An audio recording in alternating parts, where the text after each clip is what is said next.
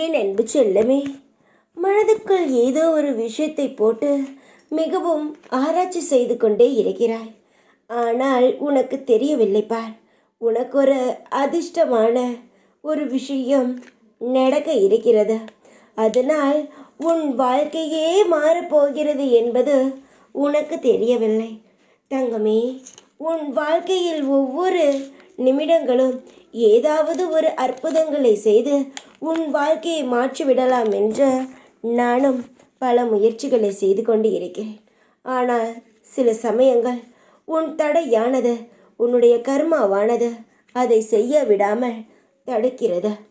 சாயி உங்களையே தடுக்கிறதா அப்படி என்று நீ கேட்கலாம்.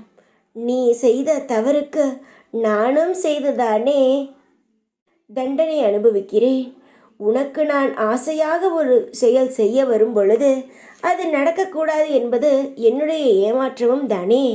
எனக்கும் அதில் வழி உண்டு. நீ நன்றாக இருந்தால்தான் நான் நன்றாக இருப்பேன். உன் முகத்தில் எப்பொழுதும் அந்த சிரிப்பு இருந்தால்தான் என் முகத்திலும் கவலை இல்லாமல் என்னால் இருக்க முடியும். சாயிக்கு என்ன, அவர் நன்றாகத்தானே இருக்கிறார். அவரை எல்லோரும் ராஜா போல் வைத்து இருக்கிறார்கள். நம்மளை கண்டு கொள்ளவில்லை என்று நீ நினைக்கிறாய். தங்கமே, நான் ராஜாவாக இருந்தாலும் சரி, இல்லை என்றாலும் சரி, என்னுடைய குழந்தைக்கு நான் அப்பாதான். என்னுடைய உறவுகளுக்கு நான் எப்பொழுதும் உறவுதான். நம்பிக்கையாக இருப்பவர்களுக்கு நான் எப்பொழுதுமே என்னுடைய கடமைகளை நிச்சயமாக செய்வேன். உன்னுடைய வாழ்க்கையில், உன்னுடைய குடும்பத்தில் புதிய ஒரு விஷயங்களை நீ பார்ப்பாய். உன்னுடைய அனைத்து கஷ்டங்களையும் தூக்கி எறியும் அளவுக்கு ஒரு சுப நிகழ்வு உன் வீட்டில் அரங்கேறும். அதன் மூலமாக உனக்கு எல்லா கஷ்டங்களும் உன்னை விட்டு ஓடும்.